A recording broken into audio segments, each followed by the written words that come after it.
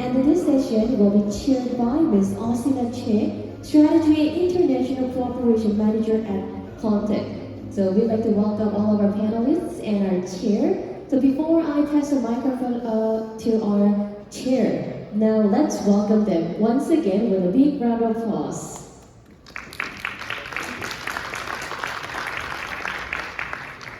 So I'm Justina Choi. I'm with the Strategy and International Cooperation team here at Contact, and I will be the moderator for this session. We are focusing on the future of space situational awareness, current trends, and future strategies.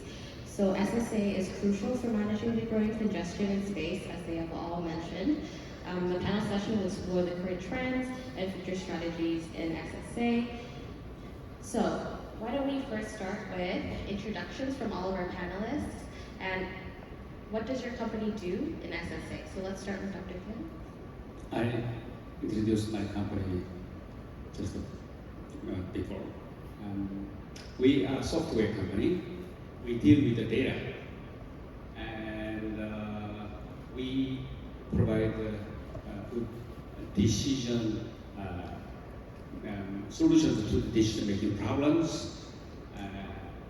How challenging to provide a better solution than anyone else can produce in real time or near real time. That's our challenge. Whatever space-time intermingled space-time problem is the problem you have, let me know. I can help you. That's what we do. Daniel? So yeah, I'll just give a little bit of context. Where is ARCA Dynamics within the value chain for SSA? So we've seen the services. We actually, just before the services, we provide service providers like Dr. Douglas King's SpaceMap, data inputs so that they can work on them.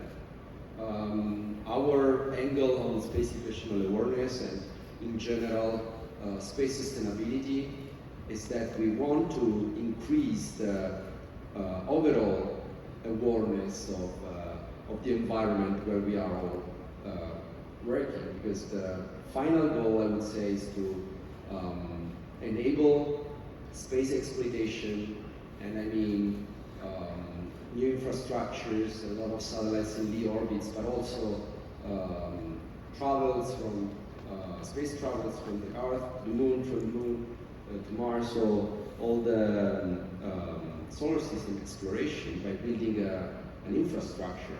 So it's a little bit like road traffic. You start with a car, then you build the roads, then the signals, traffic lights, and so on. So what we are right now is that we have the spacecrafts. We can travel, but we need infrastructures. We need highways of space, but we need also the traffic cameras for space, and that's where we are betting our enterprise. Ian, go ahead. Yeah, so just to add a little bit to the presentation I gave, again, my name is Ian Christensen with the Secure World Foundation. So as a nonprofit, our role is not to develop commercial services or directly facilitate business, but we hope to help, to build the larger policy ecosystem and business ecosystem in which SSA and other capabilities can help us achieve space sustainability. So, for example, we have worked with either national governments or research institutions in various countries, including here in Korea, to host small workshops to build capacity and to develop cooperation models for SSA at the national and regional level. We have also worked at conferences and events in the US to bring policymakers to technical forums on SSA so that the policymakers can understand where industry is going and where the research is going. And then on the other direction, help to bring technical and business communities into the policy forums, such as at the United Nations or at the national level, to help the policymakers understand the limitations of technology and the state of current technology so that governments can be developed in a more effective way. So I'll leave it there. Thank you. Mike, go ahead. Mike Small from MAXAR Technologies. I'm very, very thankful to Contact for the invitation to meet you all here today. MAXAR is a space company. 3 parts, if you like, to the company. We build satellites. Second part is we operate our own satellites, which are Earth imaging satellites. The third part of the company is we use that imagery and other sources of information to provide intelligence and insight, i.e. analytical capabilities that help the vast majority of our clients of defense and intelligence for US and US allies, and we're very proud to be part of their defense and intelligence capability. The second part of the company, the middle part if you like, is the bit that's most relevant to this platform. The satellites we operate they're not small sats, they are large. The optical lens is of the order of a meter across. Large satellites that are very, very stable, providing some very unique capabilities. One is the very high resolution imagery that we're able to take. Many of the previous speakers have talked about us in relation to keeping an eye on the northern neighbor, North Korea. So we're able to take very high resolution imagery of everywhere on Earth for the purposes of intelligence and reconnaissance. But the second attribute of these satellites is the very high stability, which enables us to understand the location of anywhere on Earth very, very accurately. In other words, in some instances, defense organizations will use our imagery for targeting purposes because we're able to provide imagery very highly referenced to its actual place on Earth. So that's how far forward, if you like, we go in defense and intelligence. So those two characteristics there, and perhaps the third, which is agility. Our satellites are maneuverable, and clients, we don't just sell imagery, we actually sell time on our satellites. So some clients, some defense and security organizations, literally take control of our spacecraft for 2 minutes or 20 minutes, maneuver the spacecraft in order to take the images they want, which then become absolutely private to them, and use the agility of the spacecraft to take many, many point collections, perhaps of all the facilities in North Korea, on signal paths, etc. Now, so those three attributes which are important to what we're going to talk about here, which is space domain awareness, because clearly we can point the satellites at the Earth, but we can also point the satellites at other space objects, and hence ISR of space, intelligence, surveillance, reconnaissance of space, is what we can bring to the party in terms of being able to provide a very high resolution, focused image of a particular object in order to identify it, in order to understand its intentions, and essentially complete the space domain awareness cycle of, we don't do find, as my other colleagues will talk about, but once an object is known, we're able to, as I say, image it and understand what its intentions are. And I look forward to question and answers to elaborate on that with some use cases. Yes, thank you. So first, I kind of want to touch up on the commercial side of SSA. So what is the current status of the commercial side of SSA? What does the current market look like? Where is the demand coming in? Could you start for us, Dr. Kim? I have a limited knowledge of that, but let me tell you what I think. Well, as the market, SSA and STM market is rapidly increasing, and that's why many companies are being founded very recently, and it will continue further from now on. That's kind of my expectation, and right now, some companies like ARCA Dynamics, they collect the data, the garbage in, garbage out. Unless we have good raw data, we cannot make good decisions. So this is a very important business segment. Until now, I think we mostly take data from United States Space Force catalog, space track catalog, and in some sense that's good enough, but we still have to do the business. They have to have some good way to get the good raw data. And I want to make a remark here. This raw data It's very important for nation to have some control over the space. So I think in Korea, we need to have a certain way to get the raw data ourselves. Anybody else have any other comments? Danielle? Yeah, we just add that there is a huge market opportunity for SSA right now. First of all, because there's an easy access to space. That it's increasing the number of satellites we're launching. And so it's also increasing the needs for more information that can allow these companies that are operating infrastructure in space to be financially sustainable, economically sustainable. So it's a huge one. And I think Dr. Kim described quite well the value chain. So there's the first layer of the value chain that I represent that basically collects the data about the objects. So you want to know where they are, you need a camera or other sensors in order to detect and track them. And then we provide this data for safety applications, for example, or intelligence applications. So, for example, we can detect and track unknown objects, and then MAXAR can somehow give more insights about the nature of this object. Or we can provide the position of different satellites to SpaceMap in order to produce the analysis and avoid collisions or plan collision avoidance maneuvers. And I think that altogether these data, they create statistics that Ian and the work from foundations and other entities use in order to bring attention, of course, to the public, but also to start working on solutions that make even more sustainable the market, but as well as the society that we're living in. That's my perspective. Great. Anything else there, Ted? Oh, Mike, you want to go ahead? I'm very happy to talk about that. Two use cases. In other words, the state of the situational awareness market. I see it in our specific area in two capabilities. One is military organizations are now feeling threatened by objects in space. They want to understand their maneuvering and their intent and their positioning.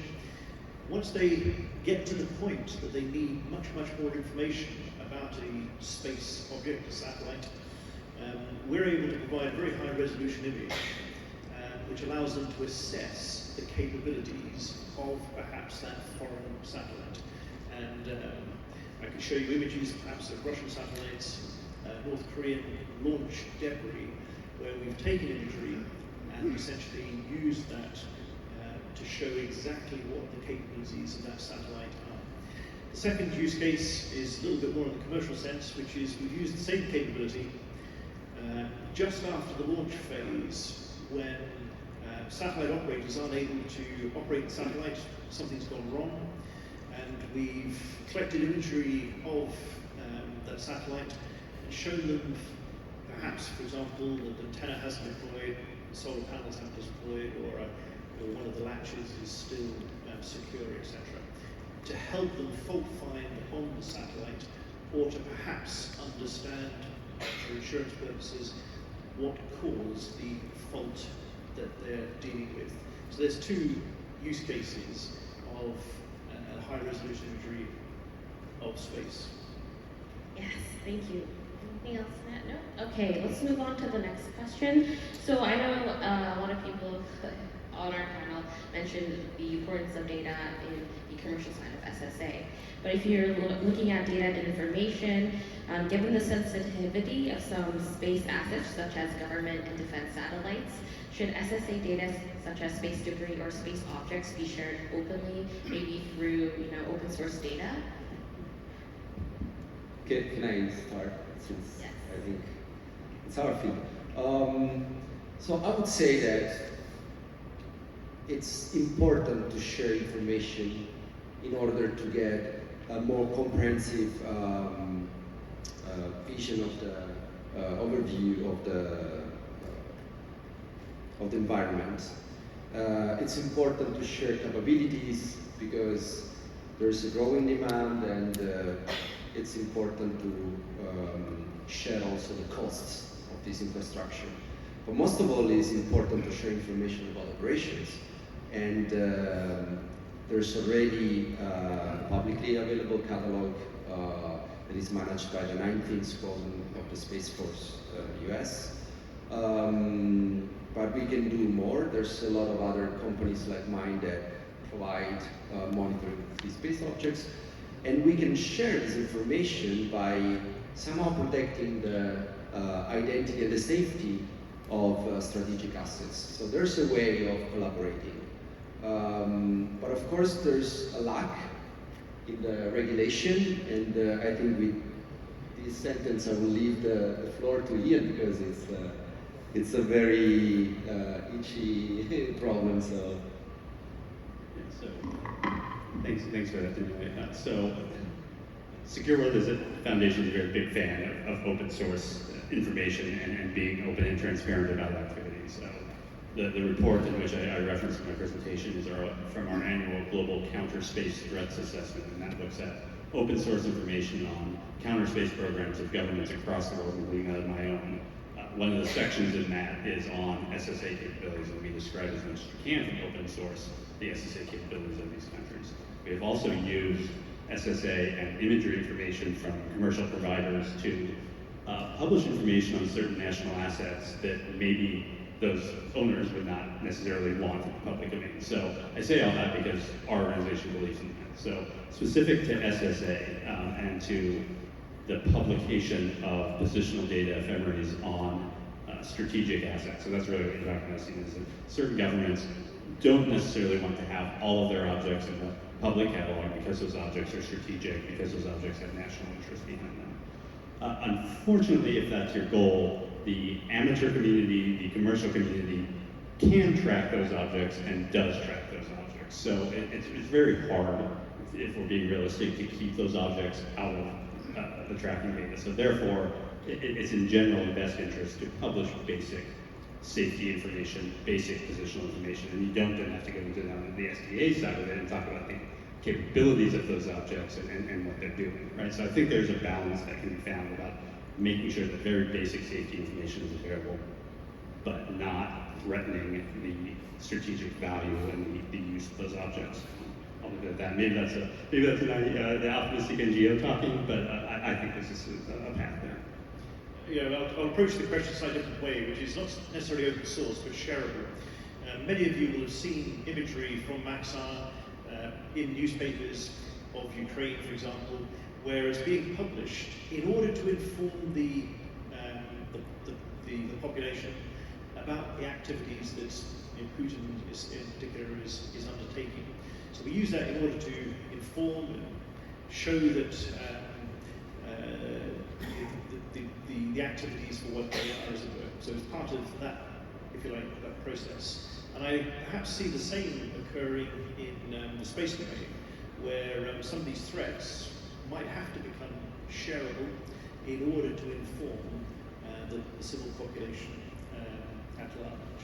And I can think of one other example which my colleague was talking about earlier, which is when there are two spacecraft on a conjunction, and they're arguing about right of way or which action should be taken, or perhaps even if the conjunction is a threat. And there might be a case where an image of it, an image of the conjunction, might actually help make the case as to why it's as important as it is to have the accuracy of space traffic management, as well as the communications going on between the parties to make sure that there's no accidents or no unnecessary accidents. I have a proposition to Ian, actually, because you are in a very important position in the world for this topic. We may separate the data into subsets.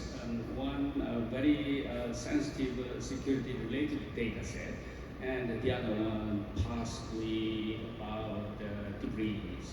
And this data set for the debris and the rocket bodies and so on, I think that we have to open it to the public. Okay, so this has to be the consensus around the world. That's of course the important resource to everyone in the world. And then possibly you can make people can have a consensus to select a few decision-making tool developers or operators so that they can have access to the sensitive data set, and then they can provide the suggestions, just like what I have done here, okay? So that people, the ordinary users, operators and owners or operators, they don't have to access the data, okay? So in this way, we can come up with some good strategy to improve the security in the space. I think we can come up with that. I think there's something in that, and it's if there's if we're talking about sensitive assets and commercial assets, it may be that we knows that there's some potential for a conjunction, so you know some basic information about that national security asset, and then once you identify that there's a potential conjunction, you don't need that detail. You just need to have the coordination available to solve it, right? Okay, so we only have a couple minutes left. Very short panel, but I want to move on to maybe like our final question. So, what is the future outlook of SSA, and what future trends do you see? Is it going to be all based on technology? Is it going to be on the commercial services, or is it going to be in the data? What are your opinions on this? Who wants to start? Okay, I'll start. I would say that the future, of course, is exploiting technologies that we already have. There's going to be probably new ones, but the goal is to make them the highest degree of autonomy in order to be able to manage the space traffic in real time. So that's what I'm envisioning. But I also hope that there's going to be an international space law that is shared among all the stakeholders, and how most of the countries in the world would agree about this regulation that would allow us to grow sustainably in the market, but also be safeguarded for a more sustainable exploitation of space.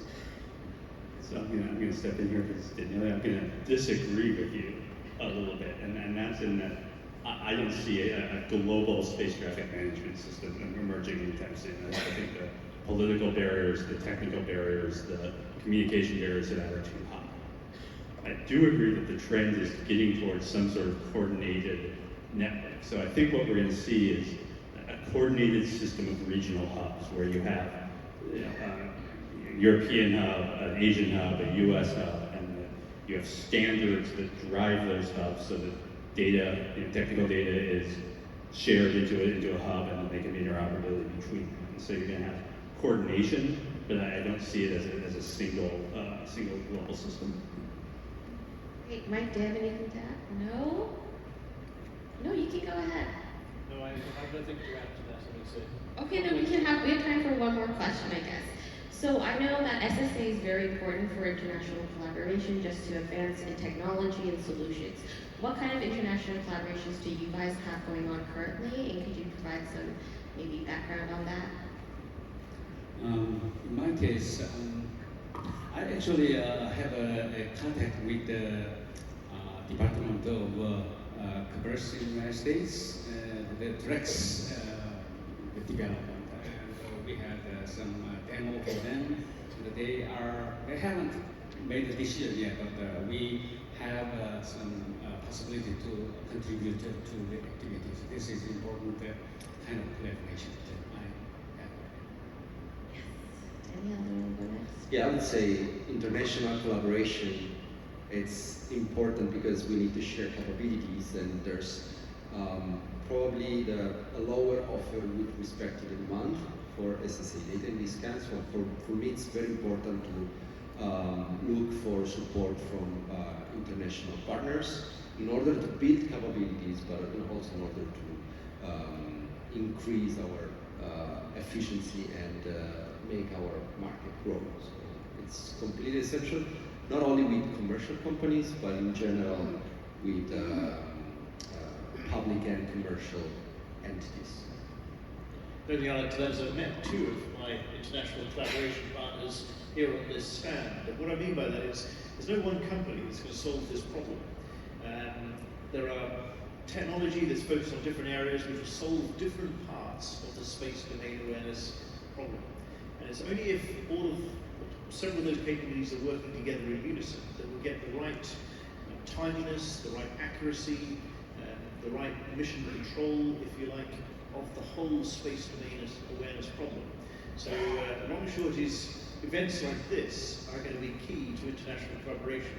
And I'm certainly looking forward to my new colleagues that I've met here as a result of this, and how we're going to work together with them in order to start taking a little bit more of a bite out of the SDA problem. Great, thank you. Yeah, so this concludes our panel session. I'll hand it back over to our MC. Thank you very much. Let's give them a big round of applause. Thank you, Ms. Chiu, for leading the session, and thank you to our panelists for their valuable insights and information. And ladies and gentlemen, now we will have a short break for about 10 minutes, and the last session of our journey will start from 3:40. So please use this break to engage with our other participants, and we do also have some coffee and refreshments in the lobby, so please enjoy them. Please come back to this hall by 3:40. Thank you. 네, 여러분 안내 말씀드리겠습니다. 저희 마지막 세션